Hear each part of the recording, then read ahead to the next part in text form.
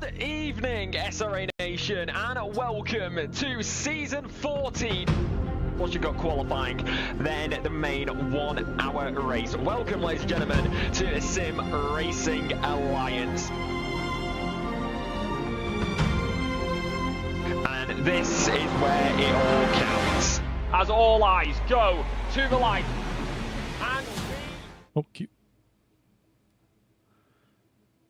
Hello. Hello, hello. Our intro sequence was cut a little bit short, but bear with us. Welcome back, everybody, to Division 4, the best place on planet Earth, aka SRA Discord server. My name is Anton Roshevich, and today we have a semi-guest appearance. A lot of you in the chat may already know, but Dan Cran, the people's favorite admin, is here, or as I like to call him, my second, my double-up TFT partner. We be winning all the time. How are you doing, Dan? I'm doing good.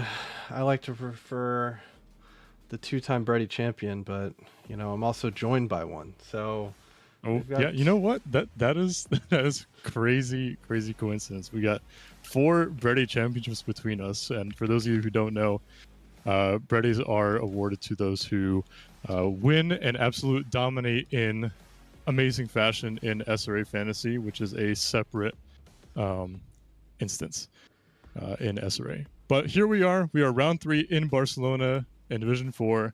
Last week was, needless to say, both of us are stewards, it was tough. We had, I think, at least maybe 35 incidents between all the D4 drivers on the race last week, and it was just chaos, complete and utter chaos. I know Dan and I were pretty occupied last week with reviewing all the incidents on track, namely that lap 4 turn 9 incident with what happened at the beginning of the Schumacher S, and it just turned into absolute chaos. So hoping for not a repeat, but I know Marlon Abubo, who is our typical host, he likes to, you know, press his commentator's curse button and make sure that, you know, there's content for you guys watching the stream. But hopefully none of that happens today. Yeah, we're hoping for a much smoother race from D4. I'm sure they had a stern talking to in the driver's briefing, and they're going to be ready to keep it much cleaner for us. Here's hoping. Looking at the track map ahead of us for the following season, we are looking at obviously a night race today at Barcelona. It is going to be pretty treacherous out there as visibility is low, but we do have the headlights to help us see ahead of us, and obviously the cars ahead. Hopefully not using them as brake markers. That is ideal, but it's gonna be a interesting race with some varying conditions. Looking ahead, we have Donington Park, which is going to be a wet race, though listed as variable. I know there's been talks about maybe some flooded conditions. No. We don't want to see that. But we are it's definitely going to be wet next week. But yeah, this week the headlights are going to get a trial, and we're hoping honestly, qualifying could be pretty tough depending on your graphics settings, as some of these corners are staring straight into the sun. Yeah, do you want us to walk us through the track map while we're here? Yeah, so Barcelona, got the old layout, so we don't have the revised new F1 style, but really the first couple sequences really tough, very flowing. You're just trying to maximize as much of the track you can get. You're going way out wide, cutting way back across, keeping your minimum speed up through turns 1 and 2. Then through turn 3 and turn 4, it's all about just maximizing the grip all the way on the limit as far as you can and balancing the car around that. So some really tough corners to maximize for the drivers out there. And then, in my opinion, the 2 hardest corners, 5 and 7 here, are very tough on braking zones to nail your spot, turn it in without going wide, without overslowing. 7 has the awkward curbing as well on the inside, as well as the awkward track limits on the exit with the kink back to the right. 2 really tough corners, in my opinion. And then flying out to turn 9, it's where you have a bunch of action. You can set up some passes. You'll probably see some too wide there if people mess up an exit of 7-8. And then flying down the backstretch to the super tight hairpin in turn 10. That's definitely where we're going to get a big chunk of side-by-side action. from our D4 drivers tonight. And then kind of flows through 11 and 12, entering sector 3. 12, another corner, very, very tough to just keep the grip without running wide, without overslowing. And then into the notorious Barcelona chicane in 13, 14, and 15, where, man, those sausage curbs, they will send you to the moon. Yeah, we saw Michael Manning yesterday in the D1 race. Had a little bit of a mistake after, starting his overcut strategy, pitting pretty late compared to his rivals. I know I was up there, so I'm pretty happy with that. But I was able to pick up the scraps from his mistake. And I mean, it is super treacherous. So you really don't want to get on those sausage curbs because they will send you flying. Or if you are lucky enough to the point where you don't, where you aren't sent flying, the TC will just bog down and you will not be able to accelerate and just become a sitting duck for the straight after. Speaking of the straight after, we have not as many Lexi as we do in D1, but in D4 there still are a few notable names, namely Kevin Johnston. We have, I believe, Jacob Curtis, his teammates with Kevin Johnston. Ryan Van Epps is here, Raf Cab, Stefan Buckley. All these drivers in the Lexus will be eating people alive on the straights, but in the corners, the Lexus isn't so nice. And obviously in the brakes, it is tough. Looking at the team standings and the driver standings, we have Justin Succumb, 111 points after he had a dominant display last weekend in the Nürburgring. Staying ahead of Matt Mattisey for the first stint and then clawing that time away from Matt towards the second stint. Very, very dominant display. Let's see if he can repeat this week at Barcelona. Vincent Nicolet, currently the top silver driver, followed by Mike Farrow in P3. 2 silver drivers of the 3 are still in the top 3 in the driver's standings. I mean, that first week was something. I imagine it was a bit of a headache for maybe the admins for classification, but that's a whole separate conversation.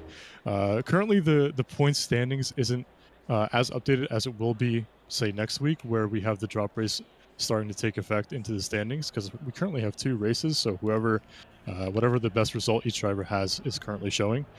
So round 3 after tonight, we'll really see who is going to be able to pull a nice lead in the championship. And then looking at the team standings, we have, I think we still have the BMW teams on top. Yeah, actually, we have Lexus on top. Look at that. I'm always happy to see that as a Lexus enjoyer. I'm also a Lexus enjoyer for sure, but I was part of the original Lexus club. You're kind of like you've tagged on at the end as it's become a bit more mainstream with the Mustang going away. But we're encompassing. We allow any Lexus enjoyers in. It's also got some longtime Lexus enjoyers in Division 4 with Stefan Buckley and Raf Cab. They have been in the Lexus for many, many seasons. Absolutely. And you know what? I'm glad to be here. I love the Lexus. Lexus loves me, I think. I hope. It's a two-way street. But yeah, speaking of the Mustang, we only have so many teams this season running it. Last season, D1 had a complete overhaul of Mustang drivers. But here we only have, I believe, the one team, which is Prestige Worldwide, comprised of Chris Sweeney and Steven Music. Currently 24 points off the team standings. Lead behind Marlboro Maybes, comprised of Kevin Johnson and Jacob Curtis. It's going to be interesting. I think the Mustang is going to have superior tire wear compared to Lexus, given that it's lost a chunk of weight as compared to last season with the restrictor. So it's going to be interesting to see what kind of strategies come out of the top hats of these D4 drivers today, and see if they can pull out some master classes. Yeah, and I think we also have a couple new additions into D4 tonight. We've got 2 promotions from D5, John Baham and I think I'd have to look up the second guy's name. Stearns, I think? I think it's Peachy Stearns, yeah. Yeah, Peachy Stearns.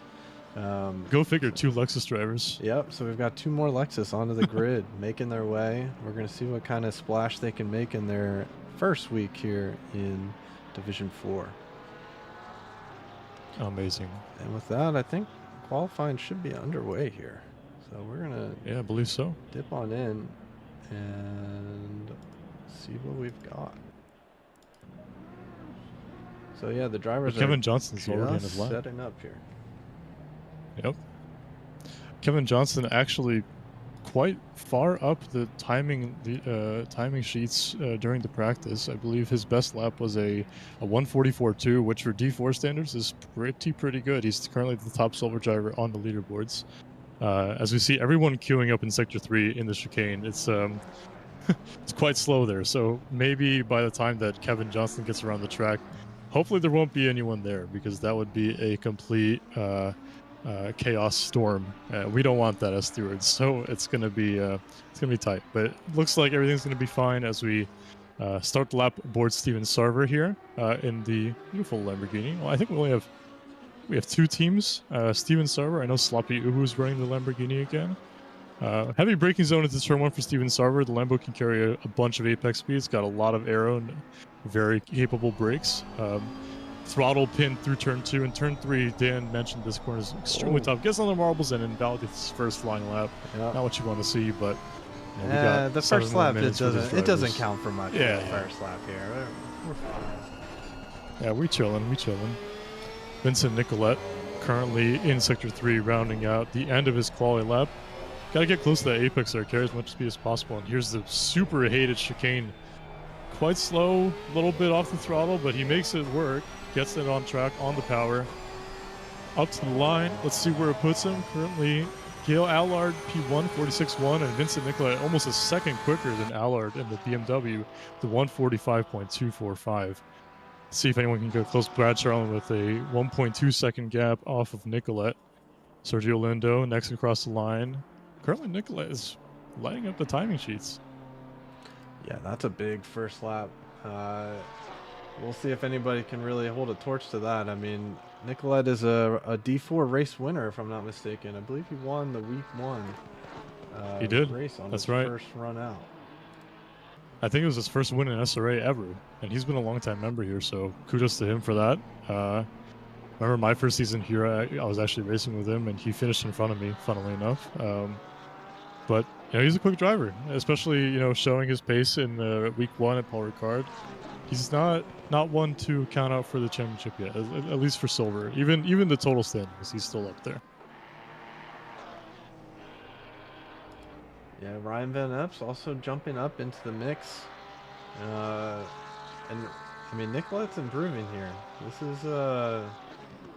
This is already going to look pretty dangerous for the rest of D4 here. You might already be dipping into the 44s.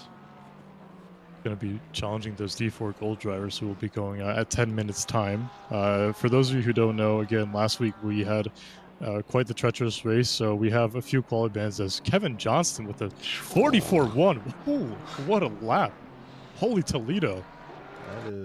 That's cooking in the Lexus. I think he beat his PB already. This is his first lap on the board. His PB is a 44.285, so that's already a 10th quicker than what he did earlier this week.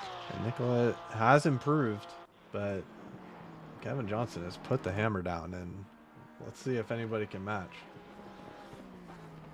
Yeah, I mean, Nicolette 4/10 off. You could say currently P2. It's a good result so far, but the timing sheets, it's quite a ways away. But we still got 4.5 minutes until the silver drivers aren't able to set any more laps and the golds come out. But Kevin Johnson with a scorching hot lap, very close to the 43s, which is actually ahead of the D2 reference time. So this D4 crowd can't mess with them. These guys are fast. Sebastian Rock jumping up. Solid lap. And then Honda's tricky around here. We do got to show off Sir John Beham, the new D4 driver, newly minted. Seems like he's already caught the guy ahead or didn't leave enough of a gap. Hopefully it's not going to impede him by the end here. He might have to back off and build up a lap. But I got to say, I'm looking at this timing screen, and don't tell me he's improving.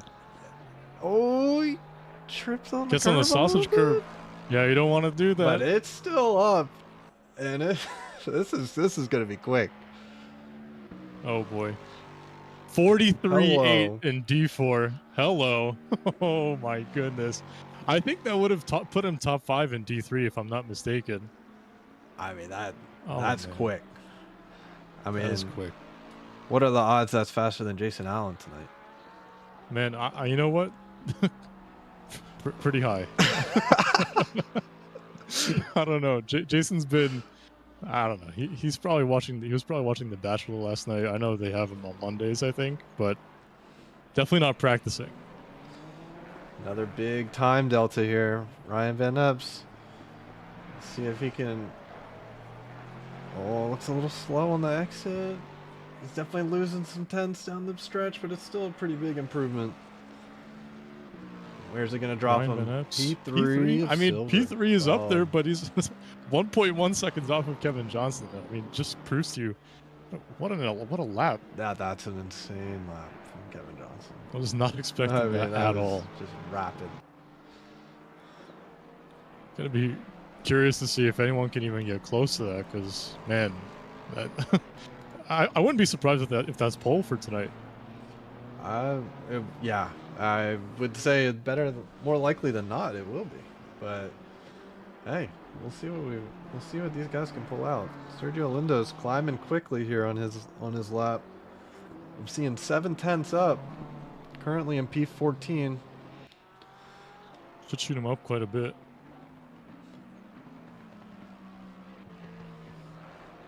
I gotta fix my ACC race control, because I'm looking at these deltas and I'm thinking to myself, man, I wish I could see the numbers. I'm pretty sure Kevin Johnson just broke your race control. That's the issue. That's probably what happened. You know, the delta is off like, the wow, charts. how that's possible?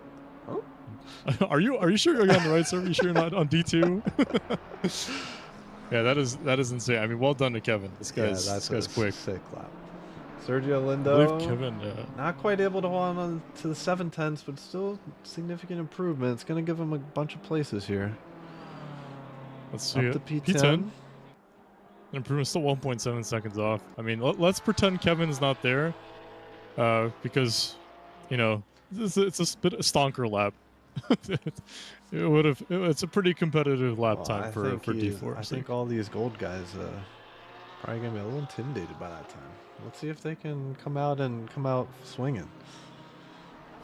Well, it is week 3. We still are able to, you know, move drivers. Wink, wink. But 43.8.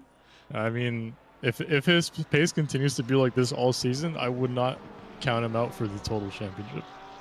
I mean, surely it's just the Lexus. Surely, guys, surely.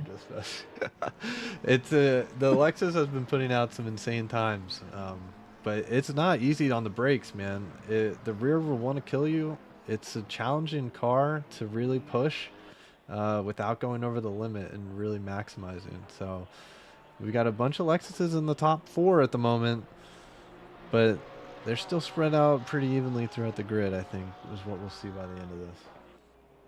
For sure. As the gold drivers are beginning to queue up as the time nears nigh, But I tell the you, gold drivers are coming out of the pits. this lap is also a heater from Nicolette. We've got significant. He's not going to change his position, but man, this is a very good lap. He should be very proud of that one. 44.2. Wow. D4 came to play. Yeah, these guys ain't messing about. Final laps. Steven Music up pretty big, up about 5/10. I'm seeing some pretty big deltas on these final laps for these guys out that are still out here. Got to think about those guys with quality bands looking at this and thinking, thank God I didn't qualify. I would not have been close. Steven Music coming out of the last corner, losing a little bit of time. It looks to be about 3/10. Yes, very good lap. Another Ryan big Van Epps. improvement. Corey Mummery. I'm seeing huge delta gains here too. He's going to be he is the last silver driver to cross. Let's see where he can put himself. Clutching up on the last lap. Is it going to be P6? I mean, pretty that's a solid. 9-place improvement. Yeah. And look how tight this was. Right behind, that mid pack was real tight. Couple tenths gains you Yeah, almost I mean, 10 spots. Insane. Very good. Insane. All right, so the gold drivers are now coming out, Yep. and it's going to be interesting. We have the top currently championship leader, Justin Succumb. Is he in this race? He is. Okay. He's here. All right. The Well, myth, the legend. he's got his work cut out Race for him. winner of last week. The bar has been sure. set for these gold drivers.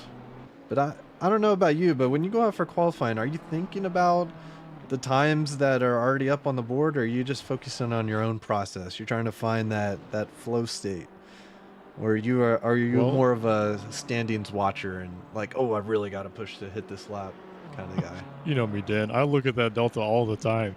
So, uh, seeing, I would imagine as a gold driver, if I see a solar driver put down an insane lap, so like, let's say for us D1 guys, if I saw a solar driver put down like a 42.7, 42.8, I'd be, wide-eyed, mouth agape. I'd be just shocked. I'm like, okay, well, that's gonna be tough. I don't know what's gonna happen today, but we'll try our best. But Kevin Johnson really showing his worth in the Lexus today. Yeah, I try to get a glimpse as to like the time, like what the vibe is. Are times coming in a little faster than you expect or not, but not try to get focused too much on the individual and just try to build up lap over lap. Especially on this first lap, you're just trying to get a feel for the grip levels. You're not trying to over push usually. You want to make sure you don't invalidate. As Justin kind of shows us the lines through this tricky Barcelona Catalunya circuit. Push 100% all the time. That's my motto. That's how you heat up the tires faster, right? Yeah. CC off everywhere. I actually spun in one of my qualifying laps, so don't listen to me. On guys. the limit. I'm not yep, always on the limit. Man, yeah, but looking at the chat, everyone is saying hashtag ban the Lexus. Lexus too fast. Okay, Rob. The movement. Aren't you a Lexus driver? Or were you a Lexus driver? Come on. Justin Succumb on his first flying lap. I don't think he invalidated, so let's see where his banker lap puts him. P17 currently 1.8 seconds off the pace. I mean, it's a banker lap, but he's got 6 minutes to really see if he can even get close to Kevin Johnson's time. It was an insane lap. 6 minutes doesn't feel like much. Justin knows what he's doing. 6 minutes doesn't usually feel like much, but it's actually like a good full 4 or 5 laps here. So these guys still have plenty of time to dial it in. Make sure you don't try to invalidate one of these first good ones. Get one on the board and then see where you can go from there. Because I can tell you, it is not fun having the stress of invalidating 1 or 2 laps in qualifying to start out with and having to really clutch up. As much as we want to be F1 drivers, we don't really have that consistency that those guys do to just consistently improve every single time they go out. So you kind of want those extra laps to build it up. That's for sure. I mean, I like being a GT3 driver, at least on ACC. F1 is a whole different story. But Sloppy U is actually the top gold driver at the moment with I gotta do this manually because race control is still not working. 44.8. So about 9.5 tenths off of Kevin Johnson's lap. Again, these are just banker laps, the tires still warming up. But it's definitely some time to find. Ottavio Libanori in P9, 3 tenths off of Sloppy's time currently. Trey Morgan, P11. Still plenty of time to go. And we definitely have some vested fantasy interests. I believe you have Libanor on your team that you'll be Indeed, I do. unbiasedly rooting for. And then No, it's definitely gonna be biased. Oh, okay. And then I know on my side, I'm definitely rooting for Mr. Sweeney to have a solid race here tonight. Let's see where this lap. Okay, you can see invalidated. Justin Succumb improving to it looks like 44.5, which is 2 tenths ahead of Sloppy Woo, but still 8 tenths off of Johnson's These golds time. are coming though, man. Here we go. Oh, they're improving. Sloppy is coming to the line. He is up substantially. It's borderline for the front row. Ooh, not quite. 4 tenths off. Hanging on 3rd place. I mean, I like seeing all these solar drivers up here. Proves that you don't need to be gold to, be fighting at the top. For this week. Okay. Mods! Get this guy out of here. Trey Morgan, P7, right behind Justin in the BMW. Another solid improvement. We're definitely starting to kind of coalesce around this high 44. That definitely seems to be the sweet spot. If you can get a mid 44 in here, you're looking top 10. Very decent laps. And, I mean, Kevin's lap aside, these are still great laps for these guys. I see Mr. Sir in the chat saying 43.8, huh? Poor Mr. Sir. He's subject to Michael Menning's abuse in the 720S not Evo. This guy's been through the ringer so far this season. Oh, yeah. Oh, yes. Eisner's up a few tenths here. Again, I don't know. There seems to be quite a condensing of drivers in this Sector 3 area right now. Not the comfortable gaps. Oh, jeez. We got people going for moves. What are we looking at here? Master?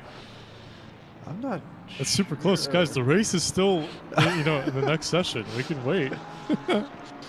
But Mike Eisner's Delta just got wiped out right there. He was up 0.3 and crosses the line just matching his old time.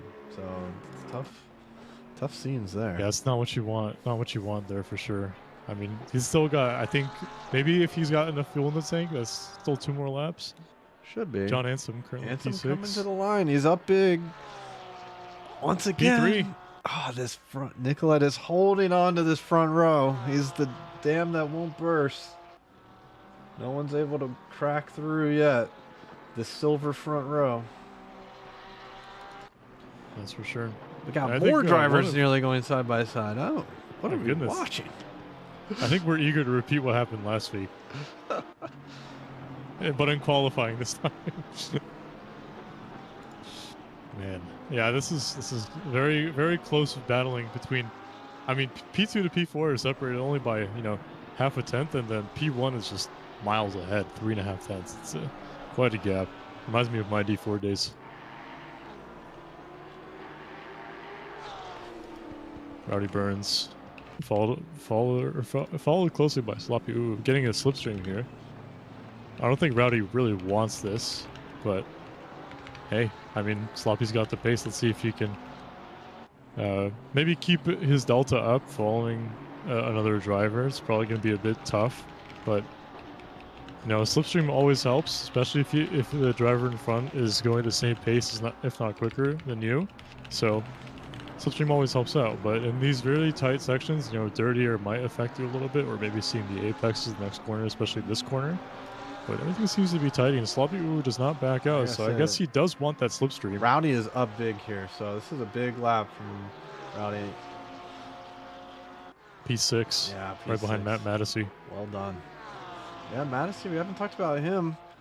He's been consistently up there at the front. And, what, did I miss something? Sloppy would just abandon his lap. Okay. Yeah, I think actually both him and Rowdy. Yeah.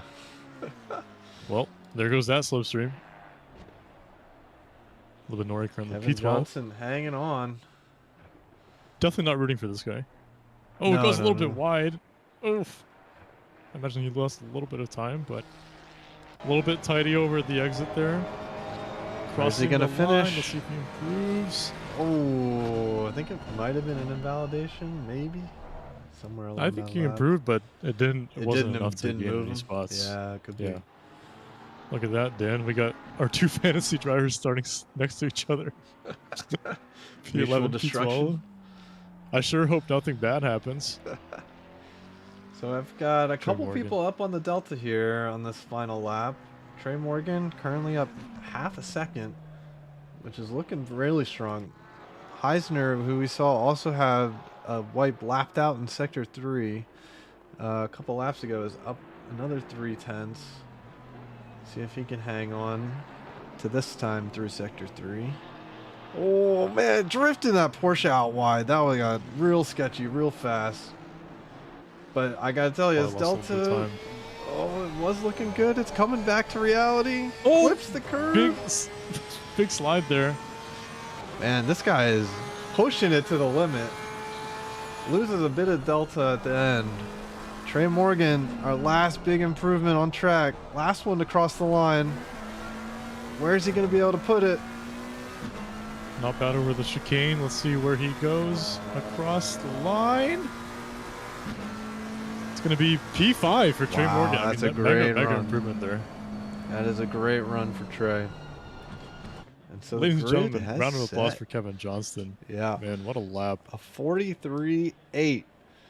fully clear of the field by over 3/10. Impressive. Dan, you know what to do. Oh, is it time? Admin this guy. Admin Oh. this guy. I thought you were segueing into a lovely sponsor. Yeah, we're gonna segue. We're gonna segue into our sponsors. They get, they help us keep this ship steered in the right direction. So, quick word from our sponsors. As much as I try to steer it offline, they help us out. Yep. A huge thank you to our SRA sponsors and title sponsors for supporting us here at SRA, as well as support from Documise, a modern business solution for product management. Go to documise.com to learn more today. And support from Retro Saga, a North American-based gaming company that provides accessories for your favourite classic systems, including Nintendo, Sega, PlayStation, and much more. Enhance your retro gaming experience today at retrosaga.ca. And a big thank you to our affiliates, Track Racer. Experience redefined gaming with Track Racer's high-quality sim rigs and accessories. Use code SRATE at checkout to support us. Armamentario, a toolbox for ACC that will enhance your chance to win. Enjoy a fully customizable and enhanced HUD to change the way you experience ACC. AT3D Sim Shop. Upgrade your sim racing experience today with premium 3D printed accessories featuring precision crafted magnetic shifters, sleek cable management solutions, versatile stream deck mounts, and immersive dashboard displays. Their innovative designs enhance performance and style, elevate every lap with top-tier quality and craftsmanship at at3d.net. Go Setups, premium esports setups for everybody. Use our affiliate link on our Discord and take your drive to the next level. Castle and Cauldron, a home-based crafting business specialising in handmade Harry Potter, Fantastic Beasts and Fairy World collectibles. Magic wands, potions, mini dioramas, wall decor, costumery, cosplay, and much more. Castle and Cauldron is where crafting meets the magical. Visit facebook.com/Castle Cauldron. And from KP Concepts, your source for custom automotive renderings, graphic design, and printing. We spend countless hours making you look all good for the spectacle. Check out kpconcepts.com for more.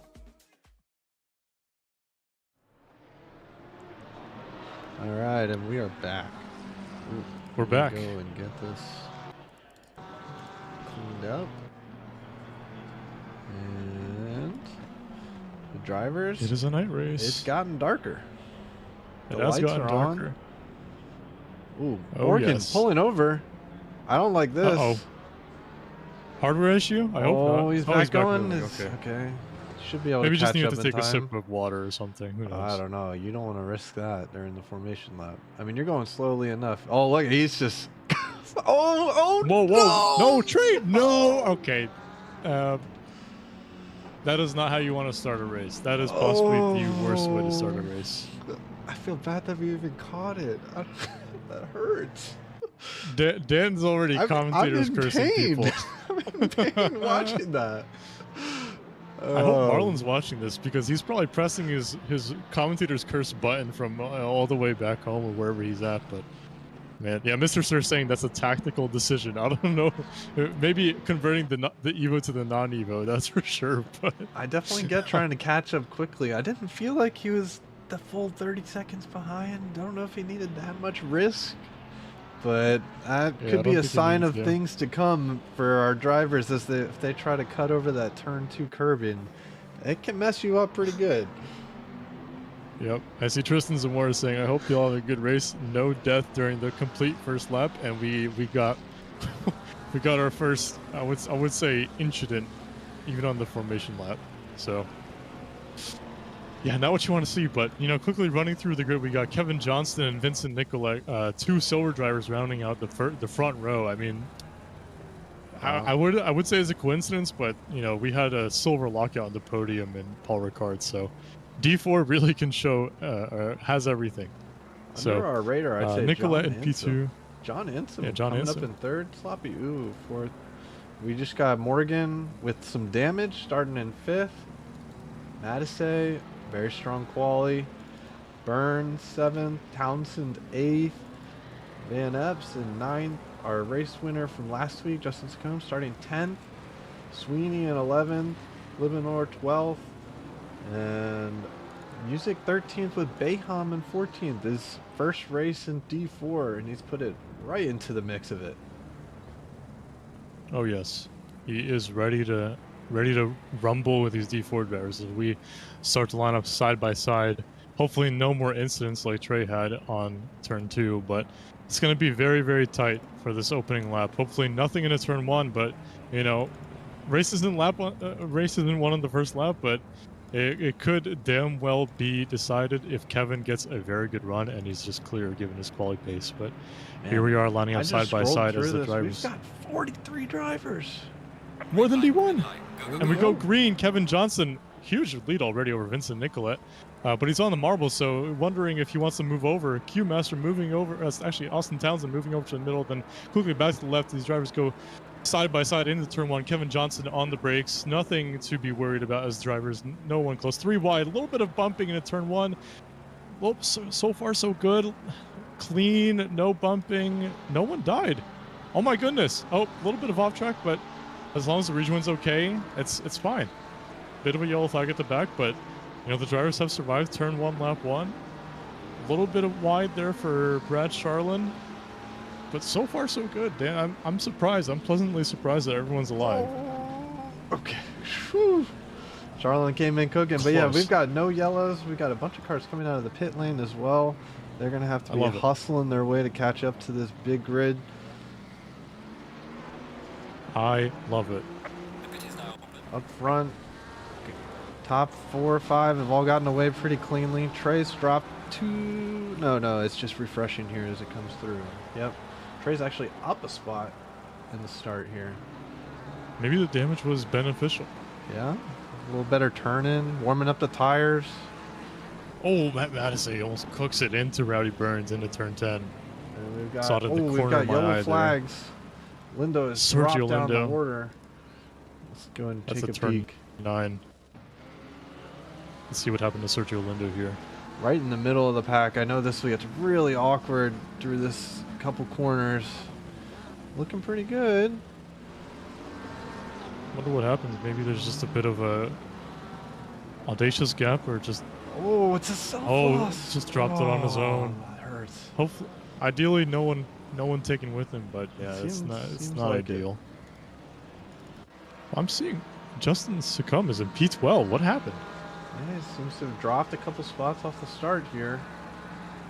But P12, That's that's not what he's gonna nothing. want. You can work back from that, though. He's obviously shown he's got the race pace up here in D4. Oh, we've got That's one for car sure. that was off. John Bayham off at turn 1. Looks like he gets it back under control. I wonder if he had to bail out of that. We can go and take a quick look. Let's see what happened there. Lexus Power on mean, the straights. I he's- imagine he had a he's all by slipstream. himself it's here. not close. Yeah. Yeah, surprising. Maybe just caught out by the brakes on race fuel. Let's see it. Oh, he had to That looks dodge like a the bit car late ahead. braking. Very late braking. My goodness, Yeah. ended up on the gravel there. Keeps it all P19 for John going. Bayham in his first D4 race. Yeah, Top still 20 solid. coming back in 19th. I mean, that's fine. Yeah, he lost a little bit Yeah. of ground, but he'll be able to come back from that one. Our top 3 are nearly almost checking out from the race. We have Johnston in P1, almost a 1.5 second gap to Vincent Nicolette, and then right behind we have John Ansom in P3. So 2-3 Porsche, P1 Lexus. I think it's actually very similar to what we had in Paul Ricard, except Paul Ricard was a 1-2 with the Porsche, and P3 was a Lexus. So I mean, it's kind of showing these cars are beloved here. They're quick. People like them. I see yellow flag at turn 10, number 57. That's it's Tyler Thompson. What happened there? Not sure, because I didn't Also even few see yellow positions. flags. I guess he did Now drop I back see pretty all. far here. Yep. Let's see if we can catch right. Oh, perfect. We got it right when it happened. Very, very close on turn lap 2. Oh, there's a driver off. It's Mike Heisner, Brad Charland. Oh, Yeah, Tyler just Thompson going the wrong way. looks like he slowed down for the cars ahead, and driver behind got a little caught out. But he's back and going, minimal damage. Looks like we've got our first guy in the pit lane. Raph Cab coming in real early. Oh, those Lexus tires are not going to be happy at the end. Yeah, but that Lexus looks pretty mean right now. Like, I'm just looking at that shot. I'm intimidated if that thing's coming at me. That thing is looking nice. Carbon fiber. Yeah. Oh yeah. So and he's gone though. So I'm not sure what happened with Raph Cab. He must have left, poofed. which is a shame. I didn't see much damage on the car, but hopefully everything's all right. Maybe the Lexus intimidated his PC. Sloppy Ooh currently holding the fastest lap of the race. Oh. So he's got pace. Oh, they're going side by side into turn 10. This is a good passing opportunity. The car on the inside is going to have, you know, a good opportunity to hold the inside for turn 11. Madison, can he keep the nose in? Not quite. If he can keep that inside line for this long right-hander, it's so hard for the outside car to keep the grip up. But Sloppy gets it done. Yep. I mean, it's a good move, but, you know, Lambo's not the fastest car in straight lines. Let's see if Pat can stay close, yeah. That fighting definitely could have mixed up. They got him out of the slipstream and the cars ahead. And now, Matt Mattisty is looking to make a run back at him. Going onto the hood view for the 296 with the V6 turbo engine.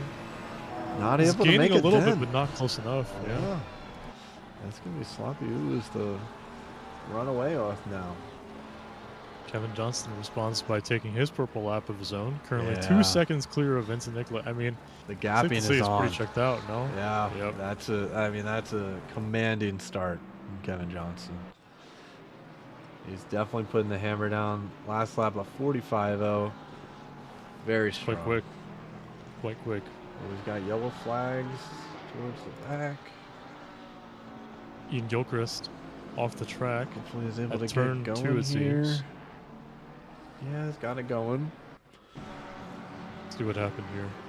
That's Darren Robichaud in the 296. Matt Madison's Not team really anybody him. around him here. Robichaud making a late charge. We'll see what happens.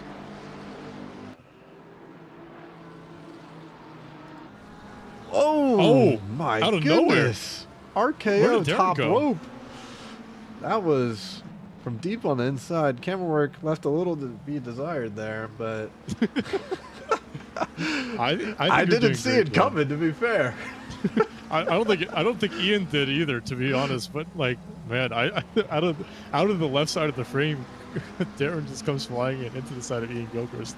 Yeah. I mean, I know Dan's head steward mind's probably seen these like a bunch of these tickets. I hope they get submitted. Oh, there's death already at turn 10. More in the hairpin here. Couple cars. Looks like Sarver's waiting. Oh. Whoa. Okay, we're good. What? He's just trying to let him back through, but then the other car slowed down, so I get it. What is going on here? You can take away I don't this even know one. anymore. Oh, dive up the inside of turn 10, but it just barely nicks him. Just hits him a little bit again. Nicks the back car. Oh.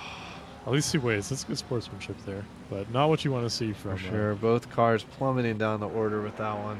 That hurts. Yep. Gilchrist off again. Don't love to see this. He's got to have hot tires, yeah. I don't know. I mean, look, he's been battling in here too. Another battle I'm looking at on my end is Chris Sweeney versus Justin Succumb. They're currently in turn 5 side by side.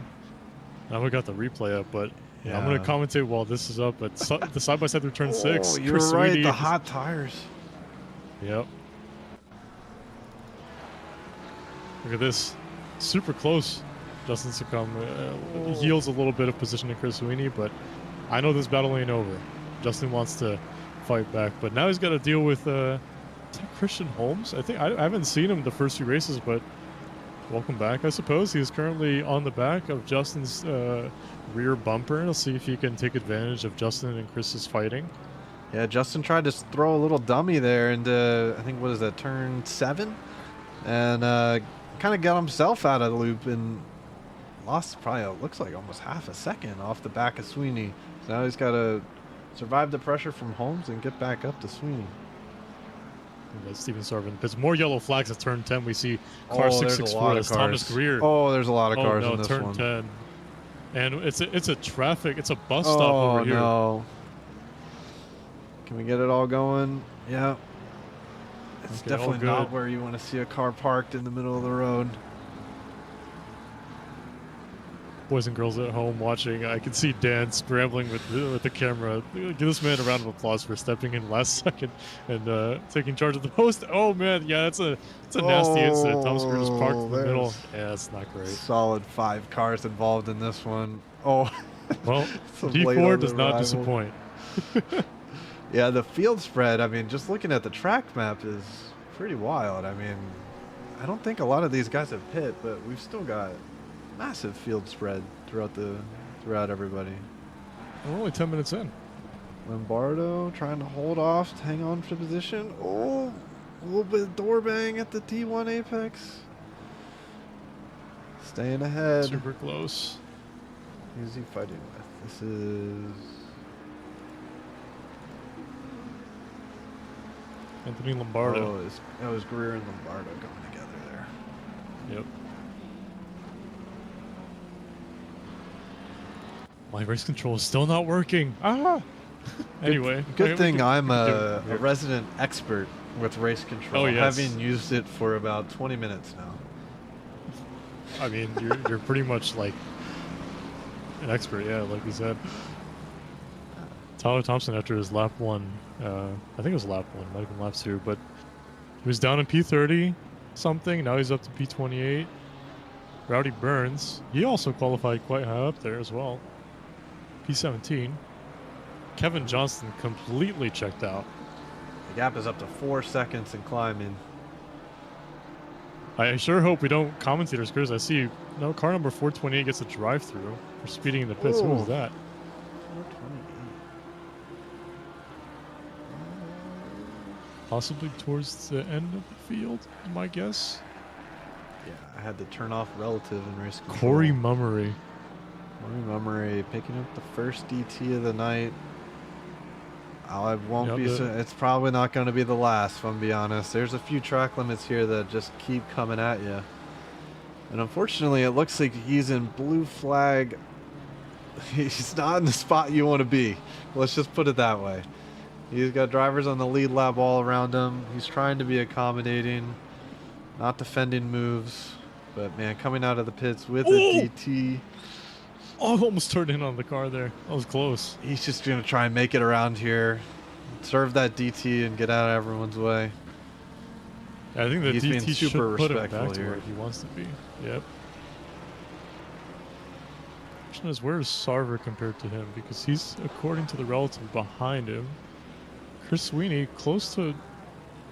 This Oh, he's actually defending. yeah, Ryan Chris Van Epps. Sweeney is blocking up quite a few people Bit here. wide. Bit wide for Ryan Van Epps there into turn 12. Blocks Justin's line. They're going side by side. Christian Holmes and Justin Succumb into turn 13. This is a very difficult section to be side by side, but Christian Holmes able to get the car the nose ahead going onto the back straight. You know, Justin's going to be frustrated losing a spot there. You get eyes wide. Oh, thinks he's going to get a free, easy spot, but car cuts back in front, compromises his line, and all of a sudden he's the one out of position. Yep. Sector 3 is super, super tricky, especially in this version of Barcelona. I imagine in the new updated Formula 1 layout. Actually, we're not racing at Barcelona anymore. I think it's going to be Madrid from next season going forward, so we have to waving goodbye to Barcelona Catalunya for now, but I'm sure it's going to return at some point. Look at this train. as it's- There's a couple of big trains with a lot of action Oh, happening yes. right now. Thomas Greer being the conductor for a quadruplet of McLarens behind him, of Lombardo, Jen, Morgan, and Gilchrist. This is like a duck and its children just following. It's going Yeah. side by side. Lombardo. Oh, what a dive from Finn Jen. Does he make Can he it hold stick? it? Oh, Hold it he's off off track. track. Yeah, he's going to end up losing out. Oh, watch the rejoin. Okay, we're good. Super close to McMorgan, but now McMorgan licking his lips, looking to overtake Lombardo into turn 4. It's a quite nice overtaking spot for these cars with high aeros. They can. Lombardo's defending turn 4 makes good work of it. Morgan taking the outside line, still behind Lombardo, but it's Yeah, super now close he's under between these four pressure. McLarens. Oh, this is just back and forth. Oh, side by side again. Finn rubbing the rear right quarter panel of Mac Morgan. Still no contact. I mean, well done, guys, so far. It's pretty good. But yeah, still behind Thomas Greer. The McLaren train continues from P34 to P37. I gotta be honest, Currently, as long as Thomas Greer doesn't mess up that last corner, I'm not sure that these McLarens are gonna have much of a chance against this Bentley tonight. oh, absolutely no chance. The Bentley's a rocket ship, and I the straight's just short enough so that the Bentley can. Lombardo going to the inside, big dive bomb into turn 10. Oh. Kind of forces Thomas offline, but he gets the move done. It was pretty clean from what I saw, but. Yeah, I mean, he gets past Thomas Greer. And like you mentioned, if Thomas is able to stay ahead on the straight, it's kind of, Morgan trying to capitalize too. Oh, Thomas losing 2 positions in sector 3. Jen did a great job to avoid hitting Greer there. Greer kind of swapped lines mid-corner. Got back to the inside. Greer's had enough. He's tapping out. He's going for the undercut, try to get back ahead of this rowdy group of McLarens. I wonder how much damage he had from that turn yellow 10 flags. earlier. Cube Master off at turn 1. That's going back pretty soon, pretty quickly. So, I probably should have done only like 15 seconds here. That's okay. Yeah, we can There's listen not to much around here. I'm guessing that inside curbing just kind of catches him out a little bit. Takes a weird Porsche hop on him. Let's see it. Oh, just the rear. Just loses on his own. Yeah, the rear just slips out on him. Let's go back up to this front train. Man, these guys are warring up here and around the top 10. Yeah, I've been watching it. They've been super close last lap. I think Christian Holmes and Justin Sacombe were actually side by side through sector 1 again. But currently a little bit more tame than it was 5 minutes ago. Christian Holmes in P10, following Ryan Van Epps through the last chicane. The Aston Martin, quite quick in a straight line, but really tops out at the end as it is turbo lagged. It is kind of restricted by its own engine. It sounds great, but you really get most of the straight line speed at the top of the rev range. So once that ends at the 6th gear, you're kind of just run out of luck. Sloppy trying to overtake Trey Morgan. Trey Morgan doing pretty well for himself. Oh, up the inside of turn 3. He's got the grip. He's got the downforce. Does he make it stick on Trey Morgan? Keep it smooth there. Oh, yeah. Oh, he's got it. Oh, a little bit. Oh, Trey Morgan. Sparks flying up from the rear of Trey Morgan's car. He keeps position 5, but not as close as he would have wanted to be to attack Sloppy into turn 5. Good move from Sloppy.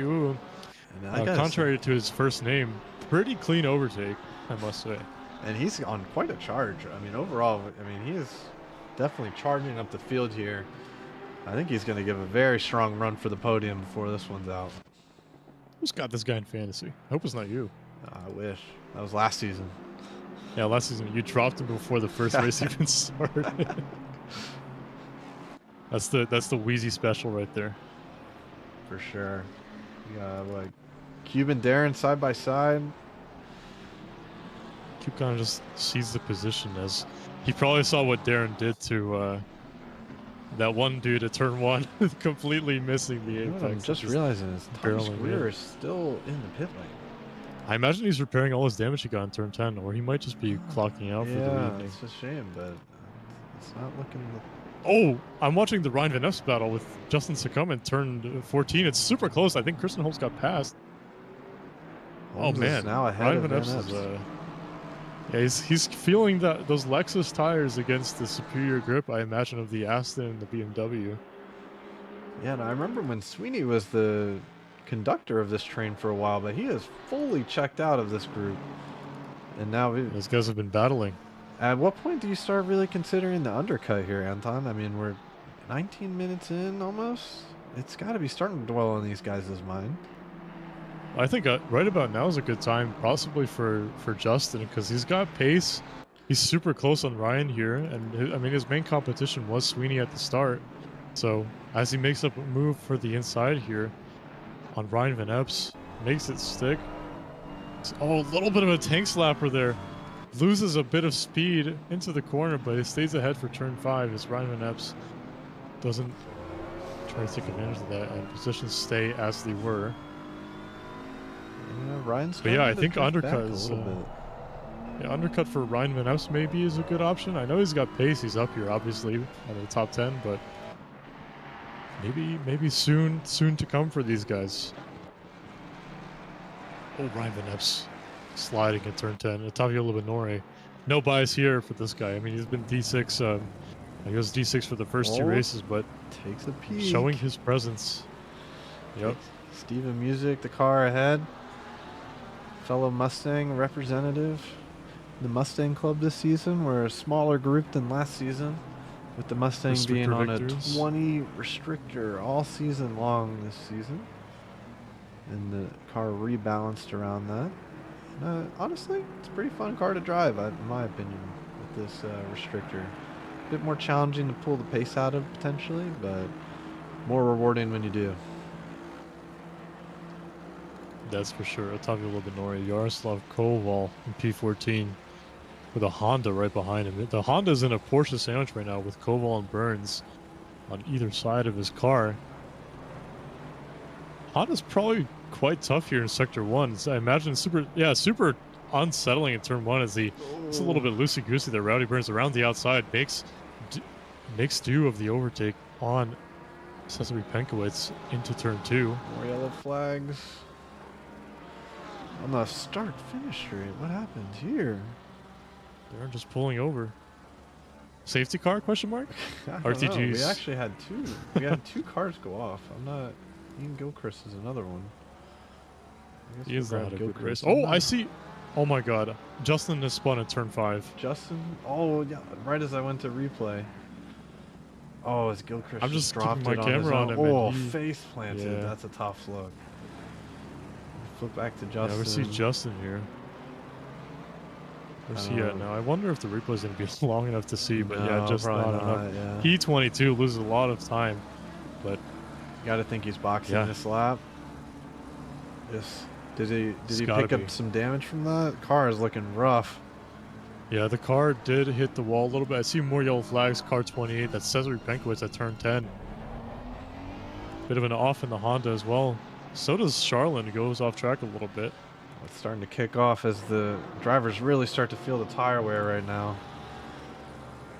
Barcelona is not friendly on the tires. Fortunately, we have these favorable conditions where the track isn't too hot, so the tire grading doesn't come as quick, but Barcelona is still super known for the grading on the left tires. Yeah, we just got the replay of Penkowitz taking one in the butt, and that one spins him around. Hopefully he's back on track with minimal damage. Q Master's got a word for that, but I've been told to not use it as of last season, so you all know what I was going to say. So just Garrett Lorp, P21. I actually saw Garrett Lorp, so I think he qualified dead last, but he's been keeping it clean. Everyone behind him has been in some kind of incident or just, something happened to them. So he's been dark horse. Has gained a lot of positions. Yeah, let's see. He's up 15 positions according to my race control. Not too shabby, Garrett Lorp. Not too shabby. Or as I like to call him, Glorp. The top speed, fastest top speed, I've got John Baham at 274 in the Lexus so far. It's quite quick. That's got to be without Slipstream as well, because I think with Slipstream, I was hitting maybe 279 in the Lexus at Turn 1. Which is crazy to think about. Saw some yellow flags for Shane Lewis briefly. Not exactly sure what happened. I guess we're going to take a quick peek. Oh, he was battling. Close to Sergio Lindo as well. We saw Sergio Lindo had a little bit of an off at Turn 1. Or not Turn 1, but Lap 1 of this race. See something happen? Maybe? Yellow flag, question mark? Oh, loses it on his own. Man, that's such a tricky corner. You want to push it as hard as you can. You're always on the balance of the very edge of grip for that corner. Was it Turn 5, I guess? And Turn 4, yeah. Turn 4, and you're just always just balancing the car on a knife edge, and the knife edge fell the wrong way that time for Shane Lewis, so that's going to set him back a bit. It's going to think about pitting here, and so more news about pitting. So we have one of our top 5 drivers, Sloppy Ooh, I think, is in the pits currently. Car number 876, enacting that undercut into motion. I wasn't following. I don't know how. Oh, another spin. Oh, what Pinkovit's off Honda again. moment. Another Sector 1 issue for Pinkovitz. Let's see. I hear the disappointment in your voice. No, it's more with me trying to multitask and being terrible at multitasking. It has nothing with disappointment. I'll just Okay, I'll be disappointed if he got tapped. Oh, okay. And Now I'm disappointed. Now I'm a little disappointed. Wagging his finger at the computer screen, Dan Cran. I have a feeling I'll be watching that incident back later. What makes you say that? Oh man, Matt Mattisey following Chris Sweeney. I believe Sweeney was behind, so Sweeney's got some pace on these guys up ahead. I think Sweeney was able to get by. Ooh, our first natural drive-through looks like popping up on the screen. 254. That's Gail Allard. Gabe Allard, sorry. Yeah, those. Where do you even get that? I guess it looks like exit of the hairpin. I would imagine turn 10. Yeah. Yeah, it must have been exit of the hairpin. Just ran it wide, a little too much. It's coming in immediately to serve it. Now, one thing I wasn't quite sure how close Sloppy Uu got when he went for this undercut to the leaders. I don't know if he was able to get all up on the podium guys who were just battling for position with Nicolette and Ansem, and then he went for the undercut. Because if so, he's sitting pretty, I would think, in terms of being able to undercut all the way to P2 here, as our second and third on the track right now have just been nose to tail for the last few laps. Porsche on Porsche action going on here, as it's super close for the P2 battle between Nicola and Ansem. But now they got to worry about Sloppy Uu, as the undercut seems pretty strong here, and these tires are probably going to be. Is he going to go for it? Oh, John Ansem going to the inside, but thinks better of it, does he? Okay. Yeah. A little bit of a hesitation on the dive, but oh, Nicolette goes wide. Nicolette's looking a little shaky though, man. That's 2 corners in a row. Definitely going off and missing another apex here. I don't know. It could be time to get those tires off and get another one, new fresh set on. Yeah, if I was Vincent here, I think I'd really consider pitting right now, especially because Sloppy Uu was on a charge earlier, and as he goes into the pits, yeah, he's committing to it. How well is he going to nail it? John Ansem inheriting P2. See the pit entry? Conservative, nice and safe. We're not throwing away this result tonight. Damn right. Justin Succumb in P31 at the moment, but effectively, I would imagine in the top 10, maybe top 15. We did see he had a little bit of an incident at turn 5, so I wonder if he repaired damage. I don't think his pit was that long, so I think he's driving with the damage, but the tires are fresh. The pace will be fresh. Let's hope he can claw back some time as our previous week's race winner looks to gain on the drivers ahead. It is always tough to find that once you pick up a bit of damage, assuming you don't it's not enough to repair. You got to find you're almost rebalancing the car. You know, you're trying to figure out where you can push, where you can't push with the damage. You know, where you're really compromised and where you're still driving normal per se. Oh, we've got. Oh no, that's not the car I want to see off. What's happened? I'm kidding. This really sucks for Sweeney. I'm definitely not biased at all. I feel like he just pulls over. It must be some sort of hardware issue. That's such a bummer. Maybe he just goes wide. Acceleration doesn't expect it. Slowing down here though. Yeah, it looks like a disconnect. I don't know. Something is up. Maybe the engine just turned off. Oh, that's I don't know. shame. Does he get moving? No, he's still there. He's still here. Bleeding time. Well, that's more than time now. I mean, yeah, that's a big loss. That's a bummer. Yeah, and there it goes. RTGs. The full. No, I feel like that's a full disconnect, or is he in there? Probably shortly gonna disconnect. No, yeah, he is still in the server, but a full RTG. Sloppy Uu. Oh, he's on. This was the battle. Nicolette's tail. Yeah. Man, the undercut is working. So, whoever was in P3, I believe it is John Ansem, probably looking at this thinking, "Oh man, did I miss my window?" Because Sloppy Uu right on Nicolette's tail. Is he super close? Nicolette's got those cold tires. Yeah, it's going to be very tight here into turn 10. Sloppy Woo did make a move earlier into this corner. Let's see if he does it again. Thinks better of it. He thinks, okay, maybe I got the warmer tires. I'll get him in the other next few corners, as he did make a move earlier, I believe, on someone else here. Sloppy Woo looking super quick here, as he has the inside line very close to the rear bumper of Vincent Nicolet there. Ah, tight racing. Oh, Nicolet's line looking a little shaky. Can he set him up? He does set him up a little bit, and he will have the slipstream. Super close through turn 16 here. And another one to watch out for is going to be John Ansem. Car number 512. He's coming out right in front of them. It's going to be a 3-wide battle in the turn 1. What's going to happen here? Oh my goodness. No. Oh, Sloppy Woo, there's contact in turn 1. Oh no, a bit of a position change, but I mean that was bound to happen. I feel Heavy like 3 drama right there. Heavy drama. Wow. That moment of the race at the moment, ladies and gentlemen. But Sloppy Woo's not done yet. He's got pace. For sure. He wants to get right back up. I think that's Thomas I believe this Greer. is a blue flag. Yeah, I believe it's Thomas Greer. Yep. Good guy Thomas letting him by. Yeah, we saw Thomas had that long delay in the pit lane, but it came back out.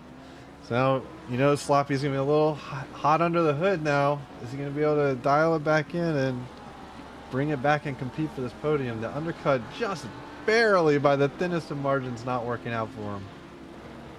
That was super entertaining right there for us. And for those back home, I hope you're enjoying the stream. Make sure to like and subscribe, as it does help the channel grow. SRA, you know, even though ACC is quote-unquote at its end of its life cycle, SRA is still going strong. So you guys keep the stream alive for us. I flipped over to Rockazella, and I got to say, I think this is going to be a lot of damage that we're about to see. I did not see what happened. I hope nothing too bad, but... Oh, God. Oh, God. Oh, God. Don't tell me he loses the grip as well. Yep. Bit of counter steer and right bonk. He has bonked it. Straight into the pits. But luckily, he had not already used his pit stop, so this is still his mandatory stop. That front bumper is not looking nice. Rodrigo Moreno currently P5. These guys still haven't pit. We got 28 minutes left. These guys have gone over half distance on the full tank, on the full starting tires, and man, you can tell the grip is at a premium for these guys. Going for the over long cut, and they're still battling hard. Another one of our non-pitters is Kevin Johnston, who's still holding not only the lead, but the purple lap.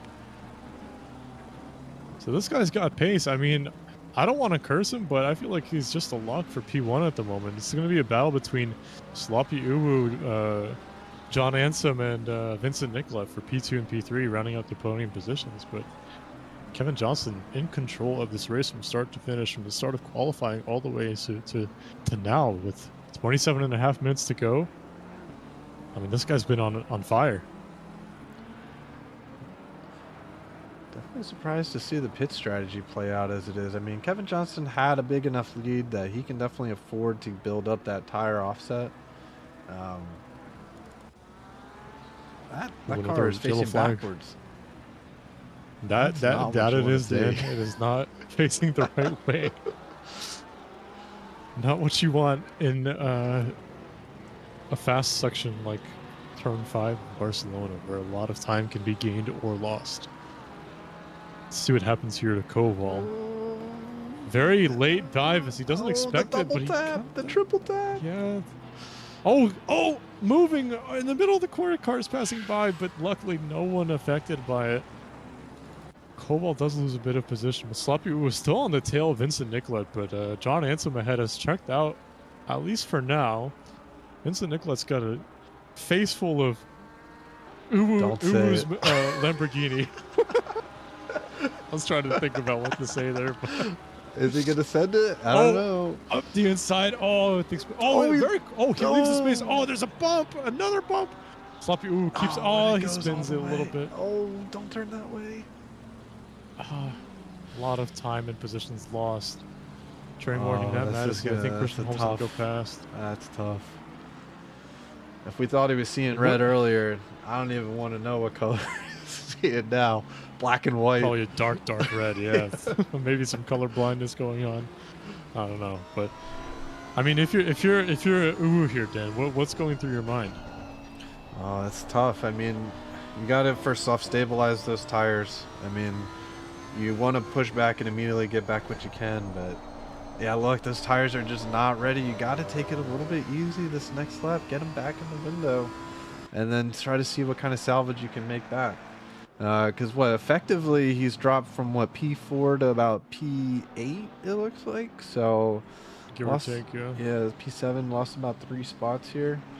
So you got to think the podium's probably out of the question, but maybe he can still get back up to where he was through the pit cycle. But man, look, he's really struggling to hit his lines now with these tires. He was also the first one to pit, so those undercut tires are not going to be feeling good by the end of this. And then we've got another DT pop out. Looks like a pit lane one. Austin Townsend, yeah. It's very rare to get a DT in the pit lane. You must have just barely either turned it off and blipped up just over 50. Because usually you get a stop go 30 for the pit lane penalties, but a DT is usually you just barely did something wrong, but the game is so strict on it. Don't I know it, Dan? Don't I know it? And our leader, We do have our leader into the pits, yeah. Is in the pits. I'm also seeing another battle here. Steven Music and Libinor. My fantasy driver, let's go. Just charging right back through. He said, screw your advice, Dan Cram. We are putting the tires back to the maximum. Looks like a blue flag ahead of him with Robichaud, who we saw pull off on the start-finish straight earlier. He's back out, yeah. Very interesting. I mean, Sloppy's definitely got the pace. I mean, a little bit of a... I don't know if that was a hit. Oh, my God. Two cars go a little bit There was definitely some there. contact there. But then Holmes did good to not contribute to it. He almost took himself out avoiding it, but we got through it. Yeah, Sloppy is definitely on a charge tonight. Oh, yes. And a charge that's been full of... ups and I don't even know how downs. to describe it. Yeah, ups and downs. Yeah, I mean, that's... He's made some probably the great best way to overtakes and describe tried to force a few that might... Ooh, God. Speaking of overtakes, Libinori overtakes Steven Music. Oh, he gets thought on the he outside did. line with the minimal grip. Side by side still. Oh, he has the grip on the outside. Somehow makes the pass work. What an overtake for Ottavio Libinori. D6 only 2 weeks ago, and now he's making overtakes in the hardest of areas on pretty experienced D4 drivers. Well done, Ottavio. That was a pretty sick overtake. That was some good back and forth between these two guys. Some good respect shown. Outside, inside, both of the cars, leaving space on exits. Love to see it. That's what we're here for. To nobody's surprise, Kevin Johnson does come out ahead of John Ansom. Now he's got fresh tires. Let's see what kind of lap times he can put down. So his best lap before was a 45.035, and the current purple lap was Justin Succumb on a 45.015, which is on a fresh set of tires. So I'm kind of, I don't know if I'm feeling, worry or fear for what kind of laps Kevin's about to put down, but I'm just curious to see what this guy can do. I mean, I feel like want he to see a stayed out. 25-second gap. He stayed out late just to, I feel like, build up for this purple lap. It's going to be a statement. Oh, it's going to be a heater. It's like, I'm here to compete and to win. I'm here to stay. In D3. Oh, sorry. Oh, whoa. Let's not get ahead of ourselves here. Anything can happen. Maybe he just sandbags a little bit, Still week 3. His He's got pace one tonight more has week. looked unreal, though. I love to see it. Yep. Possibly the worst time to have a really good race as Dan Cran is hosting for the D4 race. So he's in charge of the classifications. Row. Yaroslav Koval, P21, as he had a little bit of a moment earlier in the race. Yeah, we've got Moreno up ahead that's leading this little mini pack here. And then further back, we've got Cute Master with a couple cars pretty tight to him as well. Bonzo I'm seeing a nice and battle with Stearns. Rowdy Burns, 551, and another car on the main straight. I think it's Getting probably a cl- blue flag, based on what I'm seeing. But yes. Yeah, it's 2 blue flags. I think that's Sweeney back out on track. Yep, Sweeney is still out there. P40 at the moment. Hey, that's still points, right? 1 point. Nope. Not sure how many laps down he is. He's only done 19 laps. Leaders are on 21, so I think he's a couple laps down at this point. So P38 is ahead of him and is not for position. So Yep. he's in a tough spot right now. These guys are just going to be trying to manage this. This is a bit awkward though for everybody coming through here, and one of them being Libinori, who's got 3 blue flags ahead of him, with Rowdy Burns and Van Epps, his targets, eventually up ahead. For sure. We'll see if Libinori can get through these blue flag cars. I'm watching Kevin Johnston cross the line on a flying lap, instantly takes purple, Yeah, was a 44.7. 44.7. So it's 3/10 quicker than anything he did in the first stint. And our And I final imagine those car times is are going to pitted. come down. Tyler Thompson, the Tyler last Thompson. one in, 40 minutes in. So we'll see if he can make this overcut, do something good for him. Tyler Thompson has been the king of offset strategies. In week 1, he pit on like lap 2, lap 3. Week 2, he also pit, I think, halfway, and now he's pitting super late in this race, which is a race known for undercutting. So it's a jack of all trades, you might say, the Bentley. Yeah, look at that. Man, these cars are flipped to the wrong one. We got some side-by-side back here. I mean, there's cars up and down. It's hard to keep up. I know. Especially Christian when I Holmes have no actually idea what I'm taking the doing. fastest lap. I think you're doing great. You know, I mean, we can ask the chat. Chat, how's Dan doing? First race hosting. I don't know if this is your first race hosting, but Oh, maybe it in a while. definitely is. Definitely is, yeah. I mean, I So think you're doing pretty Sweeney good.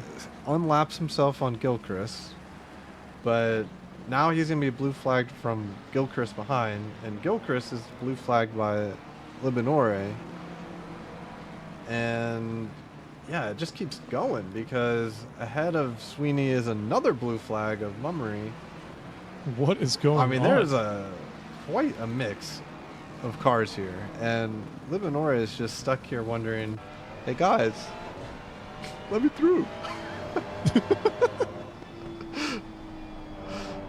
Weezy saying A++ would watch again. We've got some yellow flags. Ooh, this one's looking severe. Got multiple cars off at turn 1. I believe that's Sebastian Rock in the Honda back at in the grass Rock, area of turn Sarver, 1. Morgan. What happened? Because 2 cars were off, but Sarver's got his lights off. His meatball Oh, it flags looks like it gotta be happened up showing. ahead. What So happened? 2 cars Is it a bad collided rejoin? into T1 here. Sarver late on the scene. Oh, Whoa. just gets clipped. I can't tell. Oh. Oh, whoa. okay. Definitely some chaos in there. It looked like, I think was it Mac Morgan was the other car, and Sebastian Rock. It was a looked like. yellow car. Yeah. There are so many yellow cars in the grid this season. I don't even know who's who. Man, my race control is such a mix of cars, and we got a new purple lap. Christian Holmes, Christian 44.5. Holmes I'm throwing putting out a down- 45. That is rapid. These guys are quick. This Are we is- watching D2, Dan? Yeah, I don't think Jason Allen could hold a torch to these guys. Oh, man. Yeah, I mean, it's super close with the lap times. Kevin Johnston, I mean, still P1, obviously, but it's probably looking at the timing tables, like thinking, man, I want that purple lap. We got cars going left and right and up and down.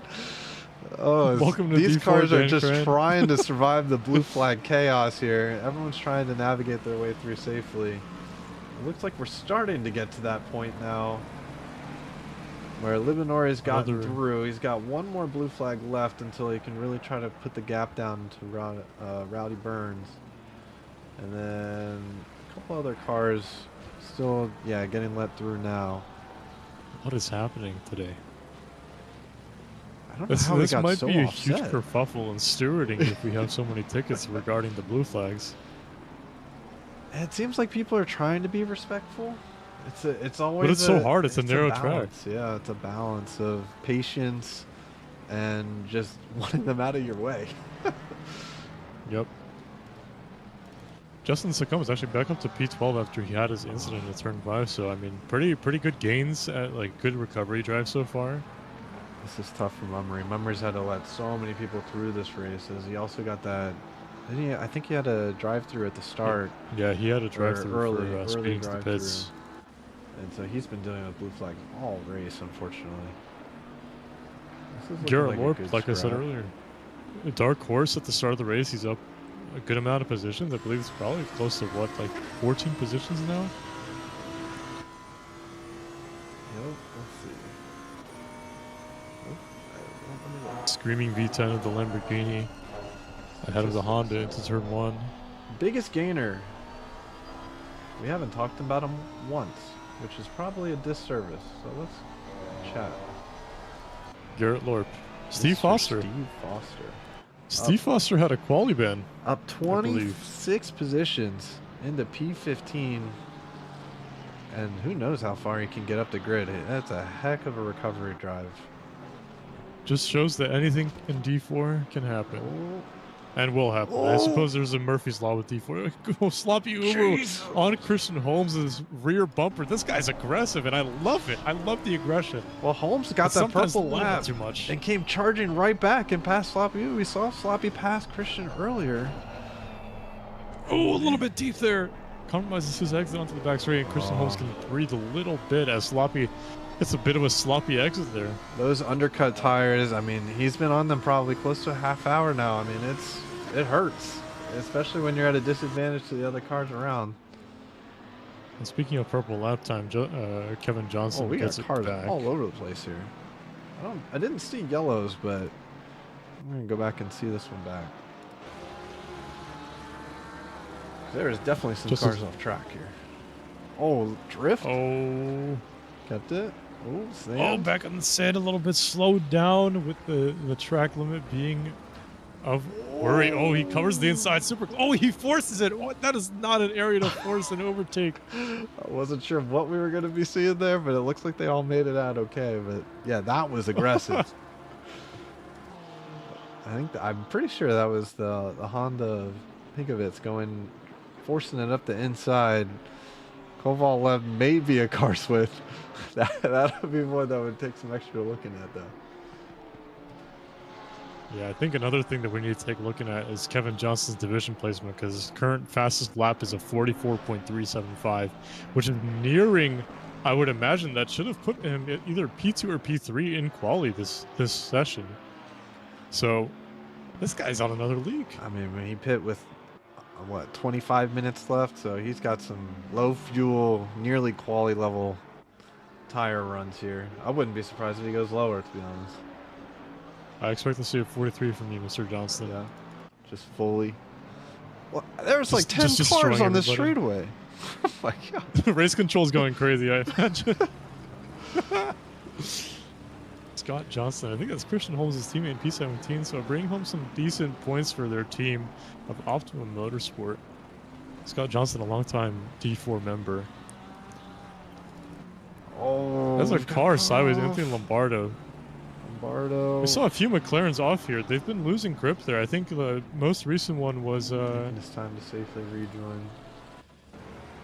I respect it from Lombardo. Goes a little bit deep into turn 10, which, you know, that's happened to me. It's quite easy to, while you're following a car, to lose the braking market there. But see what happens there. I think probably tires a little bit shot, probably eager to get back up to where you were.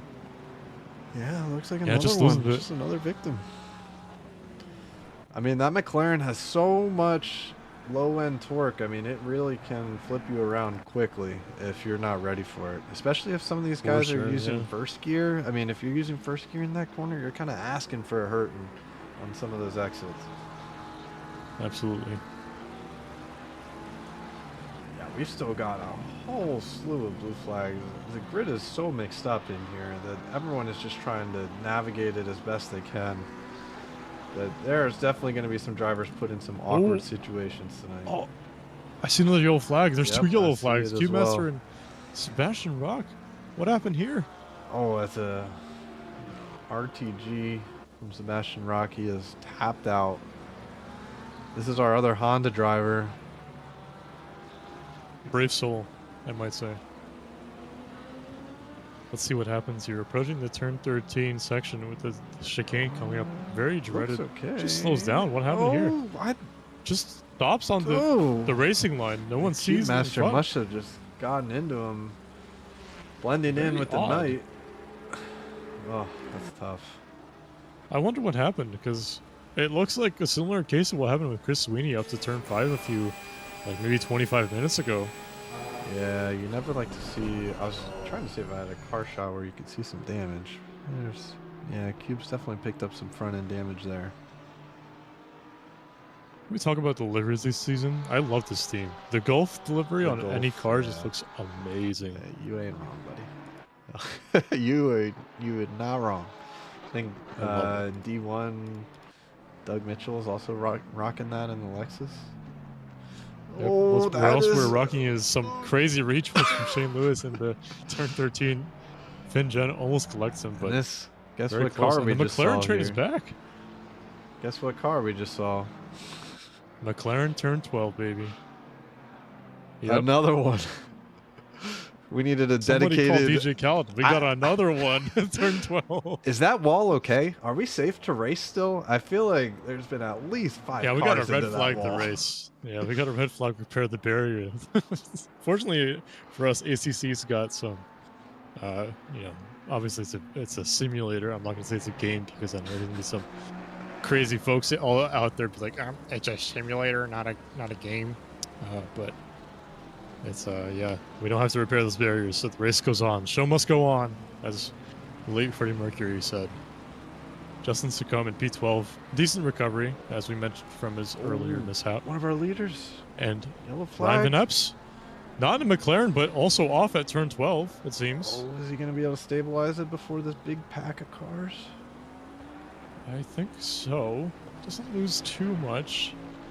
The question is, did he sustain damage on that Lexus? And I know that Ryan pit decently early. Another solo.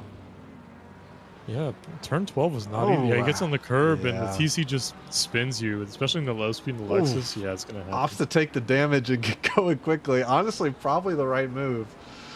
But yeah, that'll... Oh, we got all sorts of battling. Oh my goodness. This is a battle for just outside that top 10. Steven Music. This was John that same Bayham. pack we were just looking at. Look at John Bayham. First race in D4. Almost at the top 10. Just teetering on the edge of some really, really solid points here. Another yellow flag. 643 at turn 1 with 273. What is happening here? Hunter Gale into Porsche. It's starting to pop off. This race has been riddled with turn 1 incidents. Rejoin looking good. Safe rejoin here, but yeah, it's not what you want to see for anybody realistically. This time it was a bit closer. He's racing somebody. Looks like the Bentley. Side by side. Oh, it's a very late lunge. I think was that Rodrigo Moreno or Corey Mummery. We were thinking Bentley, but man, were we wrong. Yep, completely different. I believe that was Rodrigo Moreno. We gotta stay with this battle. These guys are so close. Oh, very close to the bumper there of John Bayham and On the fringes of the top 10. Overtake. Yep, super close, tight battle here. 7 minutes to go. You got to start thinking about, maybe some of those sloppy Ubu sends side by side, forcing a side by side maybe, but obviously, keeping it both on the road. Sloppy Ubu is still hanging in there. He's still right in the mix. I'm jumping around a lot here, but there's one other battle. Look at this train out here too. So we've got Koval leading. We don't even know if it's blue flags or not. No, this is all for position right here. This is 5 cars in a row, all for position, from P20 down to P24. Garrett Lorp in P19. What a race for him and Steve Foster. We, like you said, we haven't talked about them much, but dark horses here. They're quiet, moving in the dark, staying quiet, moving up the ranks, tiptoeing around the track. I don't think you want to be featured too much by us. because it might end up like especially this. given what happened last week. Yep, Mike Farrell off. Vince commentators cursing everybody. You heard it here first, Got guys. another It's, yellow flag too. Lombardo off. But let's check. It's out the this same one. corner. For Lombardo. Turn 12. Yeah, it's the same corner for Lombardo Ooh. for all the other McLarens. What happened here? Oh, just Turn 10. Oh, oh, big hip check onto Mike Farrell. I guess that's what happened when we clicked on Not sure it. if that was a blue flag trying to like go through awkwardly, but yeah, shame.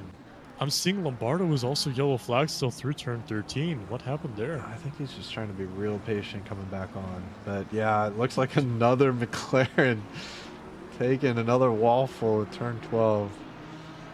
Oh, and he's looking like he's got some serious damage on this one. Dan, I think we're going to start having tickets not from drivers, but from reporting the wall. I mean, this guy's got so many victims at this point. Collecting penalty points as the race goes on and drifting through turn, I think that's turn 9. Darren Robichaud still in this race. Man. Ian Gilchrist off again. Guess the corner. Wow. Go figure. Turn 12. In what car? The McLaren! This is amazing. Let's see. It's blue flag letting the cars go. This one could have some Go help, side though. by side a little bit. And another McLaren. Charlin on the outside. What is Side happening to these side. cars here? Is everyone TC off? Is that what's happening? I don't get it. Oh Gets on the my. marbles, loses it. Oh my god, turn 12 is just He's eating taking these guys victims up. like it's nobody's business. Yeah, this is quite the sight here. We've got 5 minutes left. Still plenty of action to This go, race is Dan. Flown by Kevin There's Johnson. a huge train in Sector 1 right now. Just quickly highlighting before we follow the battle scene. Dominating start to finish. Who knows how many track limits he has, but he could afford to take a DT and still have a great result tonight. Looking Oh, yes. strong. Well, I don't know about a DT, but I mean, it would still be a good result. Not good a- result is Yeah, for his somebody. pace. I don't know. Yeah, he's looking mega strong. The top 3, 4 all looking relatively stable here, but behind them, oh, the battles are far from done. That's for sure. And before we continue going into this battle, one person I want to highlight is Trey Morgan. You know, after the formation lap incident that he had, I think he just pulled over on the side and then caught up, hit the wall. It's in P4. I mean, he's doing pretty well. I know he has had a pretty struggling first 2 weeks. I know Paul Ricard, he had a good qualifying, but not the best race start. And then we all know what happened at Nürburgring. We don't need to talk about that. You but about to curse him? 'Cause I hope not. There's Matt Maddesy is on a charge and has closed down a big gap to Morgan, I feel like, in the last lap. And I think Morgan is going to be feeling the pressure these last couple laps of the race. That's for sure. And you know what car he's in? He's approaching the Sector 3 very shortly. So in 45 seconds time, I sure hope nothing bad happens to that car at turn 12. I feel like there was a discussion in the team series where Trey was using like 5 TC, so he Oh, could no, be that was one his of the brother, Mac oh, Morgan. it was Mac. Okay, so but maybe some of that carried over. Who knows? You know, I'm curious. I want to ask Mac if he had any trouble with turn 12 at all. Yeah, I see yellow I flag think car he's going to be 217. showing the top dog, and that's a second R2G for Sebastian Rock, I think, tonight. So that's a tough one. Yep. So we got 2 Sean Lexus. Bayham looking strong, but it's another Lexus ahead of him, which could make it, you know, that could be the one thing that slows him down is just another Lexus in front. It's super hard to overtake cars that are the same as you, as we saw in D1 last season with 17 Mustangs. Probably a record for having the same amount of car in the division. I don't want to say that I want to say that loosely because I know there were seasons with Astons everywhere and Ferraris, but we see Rodrigo Moreno in turn 5 not on the track, facing the wrong way as he gets on quite safely. I'm going to guess he had some help on this one. And by help, you mean a bit of a punterino, a bit of another P word, but up the inside. I think Koval's. Is this Groundhog Day? Did Koval have the same incident with somebody else at the same corner? I'm not sure if we've seen one in that corner. Maybe, though. I trust I'm your pretty sure we memory did. better than mine. That's right. Oh, here we go. Super close. This last lap, John Bam trying to get P10 top 10 finish And against look who's Ryan right Van in super there. close. Justin Justin Succumb, Succumb, ladies and gentlemen, also the in the championship mix. leader. Super close. While we're watching this battle, we're seeing Kevin Johnson approach the middle towards the end of Sector 3. I also just want to highlight Sloppy Ooh did make a pass on Holmes. That battle, they've gone back and forth this race multiple times. And then your Super close, 1 leader- minute to go. Still got one lap It's left. going to be on his final lap after this one. Currently holding a 16-second, I almost said 16-minute gap. I mean, that's what it feels like, right? He's been in a league of his own the entire race. It's been a dominant performance from Kevin Johnson. He's got one lap, clean air, no excuses. Bring this baby home. One thing that we'll definitely have to keep an eye on is this battle for P10. It's still super close as John Bam has a little bit of a slow turn 10 and Justin's right on his bumper. Don't get on the throttle too early here because we saw a lot of cars caught out. And so far so good, and they still got another lap after this to coordinate through that section with a car right in front of them. It's super tough following a car, especially if you're in the Lexus, because the A-pillar blocks everything. I mean, this is going to be tough for Justin to take, though. Behind a Lexus that also has a Lexus Slipstream. That Oh, yeah, Lexus forget is just about going to get smaller and smaller and smaller. And there he goes. But he's, Goodbye. how much do you want to bet he's back on the bumper again in 4 corners time? I'd say it's a good look. I mean, we know Justin's pace. We know he's quick, so I wouldn't put it past him to close up to John Bayham here.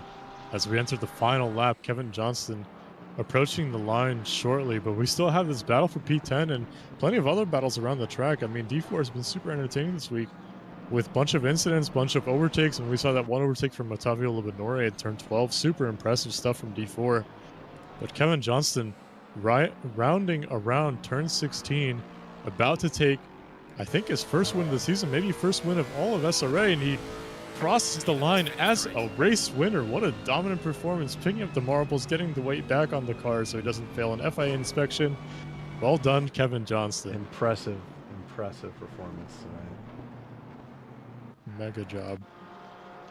Super pace. John Ansem covering off the undercut from Vincent Nicola after that super controversial moment in turn 1 all those laps ago. 3 wide. Vincent Nicola takes P3, John Ansem P2. Trey Morgan resisting the pressure from Matt Mattisey taking P4 on track, and Sloppy Uwu taking P6. Right in the mix too. Gotta be thinking about Christian Holmes P7, Rowdy Burns rounding for P8, Ottavio Libanore not too far behind in P9. Ryan Van Epps, let's see if he can hold on. Super close between John Bam and Justin Succumb into turn 16. Can he hold it?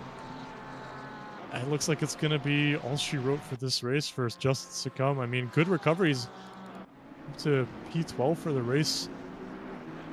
Scott Johnson crossing the line. I believe it's going to be P15 because I think a few cars RTG. Tyler Thompson, honestly, pretty good recovery after a very early incident. Can we shout out P13? Steve Foster. Heck of a drive, dude. From the quality Take a band bow. to P13. He was barely on our broadcast, but he just smooth sailed his way all the way up.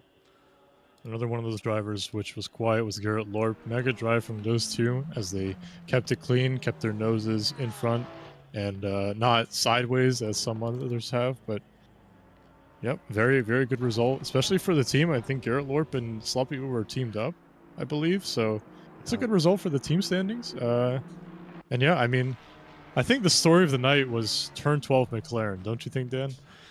That has to be. I mean, we had so many, and it wasn't just one driver repeatedly caught out. They just kept coming. Yep, it's super treacherous there. I mean, low grip, especially in a car like a McLaren, so much low end torque, and if you're not Mac Morgan using TC4, then it's probably going to be pretty treacherous there. But your ending results, ladies and gentlemen, you have Kevin Johnston, silver race winner for the second time this season. I want to say, is that a first in SRA? We have 2 silver winners in the first 3 races. I mean, and they're different drivers. They're unique drivers. This championship battle is going to be super interesting if it continues this way. Yeah, I mean, D4 has done a great job tonight. We saw a very tight qualifying in the mid pack, and these guys have put it all out there for sure. We've seen some very good moves, some iffy moves. We saw some blue flag chaos, and we saw a lot of McLarens go sideways on turn 12. Oh yes, story of the night was McLaren turn 12 for sure. We're gonna go to the intermission screen. We're gonna bring in our drivers for the post-race interviews, and I think one that we're gonna have to bring up for sure is gonna be. I want to bring up Sloppy Uwu if he's here because I mean he's had a pretty good race, pretty eventful race, but we gotta give priority to our podium finishers. So that's gonna be, I believe that's gonna be John Ansom, Vincent Nicolette, and Kevin Johnston. So we're gonna bring up. Let's see if Vincent Nicolette is in the VC, which he is. I'm gonna bring him up for the interview. Vincent Nicolette, it's good to see you back here, man. I mean, that was a very eventful race. So super close on the undercut there. Talk us through it. Hey, If you're sorry, here. I was There you are. watching my own replay. Yeah, I got 2 incidents, I think. Yeah, it was really close coming out of the pit with Ansom and Uwu. Yeah, it was really close. I think I made the right call pitting when I pit. I think a bit of a Code Brownler moment for you, don't you think? I think for Sloppy as well. I mean, it was super close. I think we were on the broadcast. I was teeth clenched. My hair was. I had a what's it called? Goosebumps going down into turn 1-3 wide is never what you want to see, especially racing for the top podium positions. But I mean, you came out in a decent position on the podium. P3, super good result. I mean, how do you feel about the championship fight coming up? Yeah, I'm quite happy with how things are going. Last week was not so great for me. I think I had issues in quali, but this week felt good and had my best time ever in quali. Felt good starting in 2. I think my tires were a little bit faster than I was hoping, but overall I think I'm happy. Speaking of quali, I want to ask. P2 was. I mean, it was a super quick lap for I want to say D4 standards, but even looking ahead at Kevin Johnston, what did you think about that lap when you saw it on the timing sheets as you went back to the garage? Yeah, I mean, someone was joking about a 43 for quali for him. I think he nailed it. I think great lap for him. Yeah, I mean, as a racing driver and a competitor, I imagine. I mean, it's a bit of an angst feeling, seeing another driver on top after such a performance from you, but.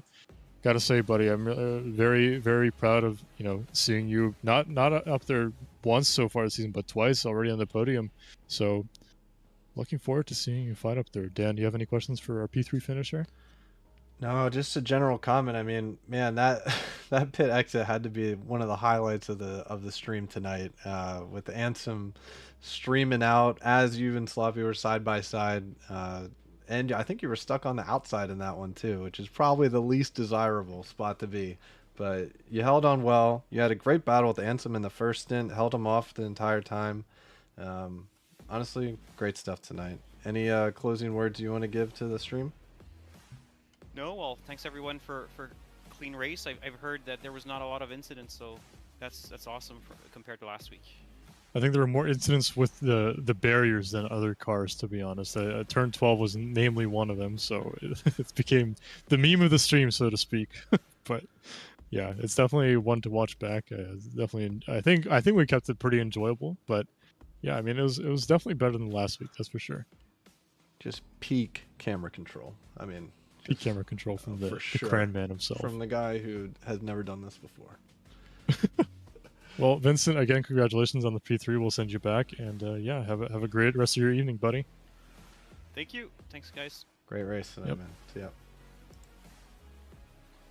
Vincent Nicolette, I mean, double podium finisher in the first 3 races as a silver driver. I mean, that silver championship, honestly, it's turning into the overall championship. It's become probably the most entertaining aspect of D4 so far. And I mean, in the team championship, talking about Kevin Johnston finishing in P1, I did not see his teammate Jacob Curtis out there. He's been in the chat so far, cheering on his teammate, saying Kevin is a monster. What a drive. And I mean, yeah, can't really disagree with that. He was flying today. Speaking of flying, we're going to bring in our P2 finisher. It was John Ansom, if he's in the chat. I was gonna say if we have to grab the silver winner, but I mean, Our silver winner was exactly. the winner of the race. They made it easy. One less interview to do. All right, I see John Anson. I'm gonna drag him in here. John, you here? Welcome to the He's booth. muted currently. Welcome to the booth. Maybe he's just left. Eject has been hit. Eject. All right, I'll in the meantime, we're gonna bring in our race winner. I'm gonna message John. Oh, he just unmuted. Maybe we'll bring him back up. Let's see if Second time's the charm. Hey John, are you here? Yeah, sorry about that. No worries, man. Congrats on the P2. That was spicy. We were just talking with Vincent and Nicolette about the pit exit with you coming out on the inside between Sloppy and Vincent when they did the undercut. Mega result, P2. I'm sure you're happy with that. Talk us through it. Yeah, I've been in SRA now for 2 years. That's my first podium, so Amazing job. super delighted with it. And I couldn't have done anything better, to be honest, this race. To Kevin up front, he was just out front. You know, once I saw the qualifying time go in, it's like, I know who's going to win this race now. For sure. Yeah, and then lap 1, I had to avoid Trey Morgan in turn 4. And after that, I just kind of latched onto the back of Vincent and I was willing him on so that we could build a gap behind. So I wasn't trying to like do anything crazy.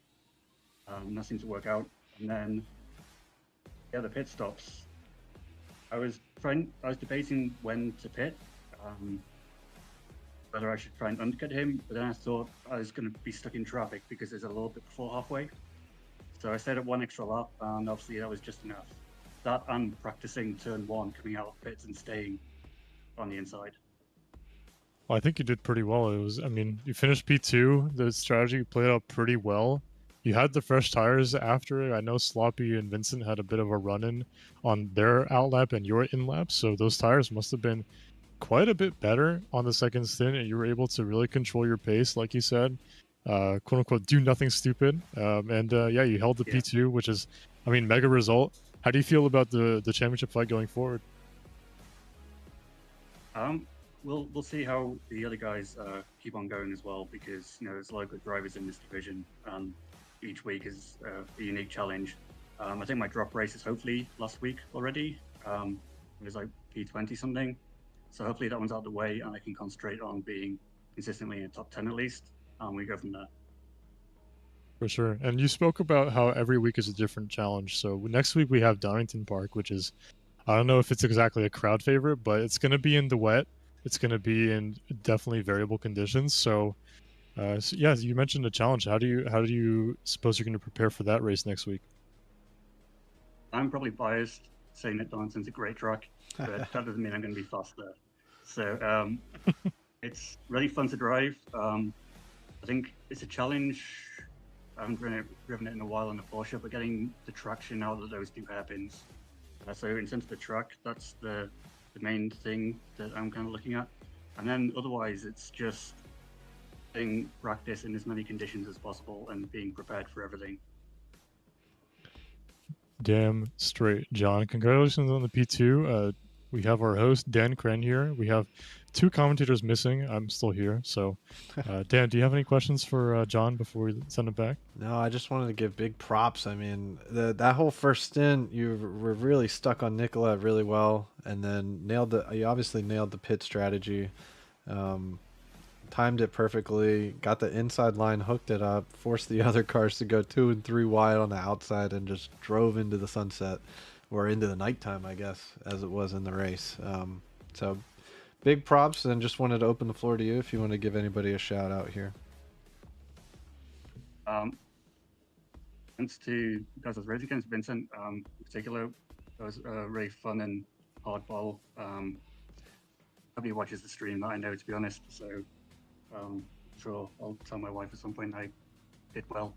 Thanks to my teammate Hunter. I ended up P20, I think. But we had some really good discussions during the week about how to approach the race and how to take different corners and such. So he's been a really great teammate so far. For sure. And yeah, I hope you guys have more success as the season goes on. We still have 5 races to go. So Donington Park next week. Yeah, like you said, you enjoy the track, but you know it's going to be changing conditions. It's going to be a different challenge. So yeah, looking forward to seeing you compete up there. And yeah, thank you for joining us in the booth again. And congratulations on the mega result, dude. Thanks, guys. Yeah, congrats Good on to the be back. podium, man. Well deserved tonight. Just a flawless race. Thanks. Mega. Have a good night. And here is a time where we'd bring in our silver winner, but like you said earlier, our silver winner was the overall winner of the race. So Kevin Johnston, if he is available, which I bet he is, especially on that, I bet he's dying to talk about how amazing and not lonely his race was at the front. So. I mean, there were a lot of blue flags. There were a lot of blue flags as Kevin was passing them. I mean, a lot of overtakes for Kevin there. Congrats, dude, on the P1. What was that quali lap? I want to ask you personally because, man, I don't know. That looks a little bit crazy. Honestly, like I looked at the timetables when I hit it, and I was like, okay, I mean, Sector 2 and Sector 3 aren't really far off everyone else, but like, literally Sector 1, I'm 3/10 up, and I think it's all from that straight. Like, it's like the Lexus is 10 kilometers an hour faster on the straight just from everyone else, so it's just stupid here, I guess. It's definitely good, and I know there's some people who were saying in chat, hashtag Lexus OP, bop the Lexus. I think we should bop the driver. Kevin, you were flying today, dude. I mean, you were in a class of your own. No one really came close to you. You were just in a separate strategy. I mean, you could overcut and still be ahead by almost 20 seconds at the end of the race. I mean, I know you had a bit of a lonely drive up front, but talk us through how everything played out in your head. Yeah, I mean, after quali, obviously P1, but I was mostly focused on turn 1, really. I just want to make sure it got through clean. I think I had pretty much, I had the pace. So as long as I got away, I think I even upped the TC midway through just because I wanted to save tires, give me the option to go later or whatever. But, so you were saving tires and still going that fast? Okay. Well, I mean, it was like lap... Well, what was it, 35 minutes in, I was like, the rears were getting a little toasty, so I dropped up the TC, not dropped it, but yeah. Well, I mean, I got no words. It was a flawless race. I mean, I know Dan and I were just saying, this guy's just, he's too good. He's just too good. I mean, you said Lexus felt great here. I mean, Dan, do you got any questions for Kevin? Did you have, how many track cuts did you have? That was probably the most relevant thing you had to worry about this race. It really was. I think I had one, and it was like just a dumb one, like I just wasn't paying attention. So I think I only really had 3 or 4 offs, maybe, not counting the pits. So yep, kept it nice really, and smooth. Yep, just kept it on track again this week, and obviously the pace helped. Well, I wouldn't say helped. I think it just destroyed everybody. So complete domination, Kevin. How do you feel about the championship fight? I know you got a podium last week. I believe it's your first podium in SRA. Is that correct? No, I think it's my 3rd or 4th. I've been here since season 8, and I've been on and off here and there. But yeah, it's. I mean, I'm probably gonna miss a couple races this season. I've already missed one, so I don't have that benefit of the drop race. But yeah, I mean, I think the championship fight is well on, I guess, at this point, right? Yep. I mean, the funny thing is, Dan and I were talking about bringing our silver winner up for an interview, but it also happened to be the overall winner of the race. So, yeah. It's. I think that the battle for silver is also just a battle for the overall championship. With Vincent also having a pretty solid race, so yeah, I think you and him are pretty close on points, if not equal, at this point. I know you probably have the pole and the fastest lap point above him, but how do you feel about your competitors, especially going into a week like a variable race Donington where conditions could be different? How do you feel about preparing for that?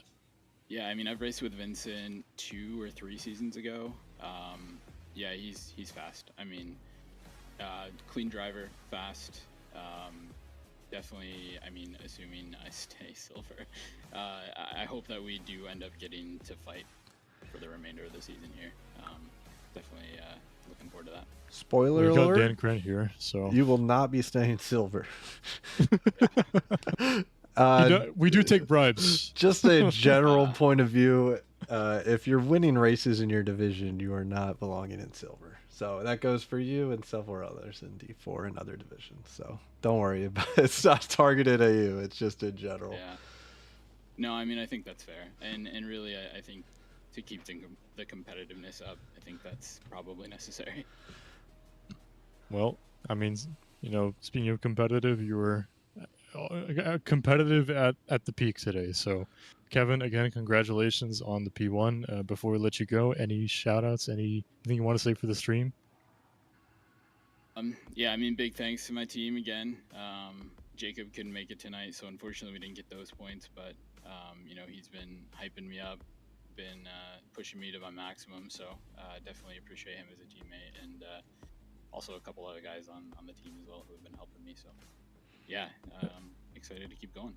Speaking of Jacob, he actually did tell me that he did a 43-1 at this track earlier. Whoa, that's Is there any validity? Is there any truth to that? As a teammate, I imagine you're in the loop a little bit. So if it was, I wouldn't tell you, but Okay. no. I'll mute real fast. No one will be able to hear it. I have no idea. Sorry. All good. Well, we'll be keeping an eye out on Jacob as you know the races go on. But if he did a 43-1, that's monstrous. But you know, you did a 43. I think that's definitely something to be proud of for sure. It's well past the D2 reference time. So Purple lap in the race as well. You were driving smooth and fast today. Congratulations, man. Thank you. And for that, you get a promotion. Yep. Well, again, phenomenal drive, super controlled, super clean, super consistent. Amazing job. Thank you. Thanks, Anton. Thanks, Dan. No worries. I'll send you back just now. See ya. Bye. Wow. Dan, well, first experience stewarding, commentating maybe as well. I mean, I think that went pretty well, no? No major technical hiccups, so I think it's a resounding success. I realized halfway through the interviews I wasn't adjusting people's volumes, so first ones might be a little quiet, but hey, you know, I'm not perfect. I'm doing my best. We're hanging in there. I think it was more or less okay. At least in mine. I haven't changed many people's volumes, but I think it worked. But for those of you still watching in the chat, thank you so much for joining. As we said before, the next week's track is going to be Donington, and just like today, it is going to be different conditions. It is going to be variable racing, whether it's going to be pouring rain. Well, we're not going to have flooded, thank goodness, because a bumpy track at a British track as well. They're known for their pretty bad weather. So, fortunately for us, not insane rain, but it's going to be expected that it's going to rain. So definitely get your umbrellas out, get your wet tires on, and make those setups work. I mean, it's going to be a lot of preparation for next week. I know I'll be definitely preparing for it because ACC, the only track I haven't raced on thus far is Donington Park, and it's going to be, I think, needless to say, a whirlwind of chaos for me. I think you are very much going to enjoy Sector 1 and 2, and if you're anything like me, you are going to hate Sector 3. But Sector 1 and 2, a lot of fun at Donington Park. I'm looking forward to it. I'm ready for the D1 dry race, the 4%, whatever. You know it's coming. And, I'm ready as well. But we'll see. I mean, it really could be a wide range of conditions, from heavy rain to changing rain to dry even. So anything's on the up to happen, and we'll see what shakes out next week. So look forward to having everyone there with us. And I'll let you wrap it up. Yep. Once again, guys, today was round 3, Barcelona. Your winner was Kevin Johnston, followed by Vincent that would be John Hanson in P2 and Vincent Nicolette in P3. The championship standings will be in effect for next round, and they will be updated with some better representative data as the championship fight heats up as we approach the halfway point of the season at Donington Park. And let me tell you, I love this last half of tracks for the season. Kyalami, a personal favorite of mine. Really looking forward to that one. But I've been Anton Roshevich. Dan Kren has been the host. Thank you so much for watching today, as per usual. And we will see you again next week. Sounds good. See y'all.